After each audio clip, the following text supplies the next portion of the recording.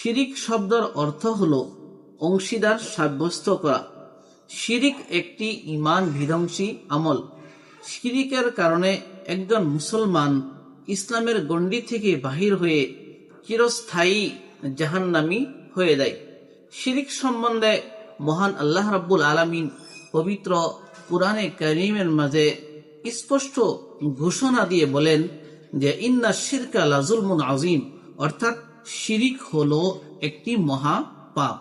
নবী করিম সাল্লাল্লাহু আলাইহি ওয়াসাল্লামকে প্রশ্ন করা হয়েছিল যে আইয়ুজ যামবি আযম, অর্থাৎ গুনাহসমূহের মাঝে কোনটি গুনাহ অতি বড়। প্রশ্নের উত্তরে নবী করিম সাল্লাল্লাহু আলাইহি ওয়াসাল্লাম বলেছিলেন যে আনতা জাআলা লিল্লাহি নিদ্দান ওয়া হুয়া খালাকাকা, অর্থাৎ মহান আল্লাহ রাব্বুল আলামিনের সাথে অংশীদার স্থাপন করা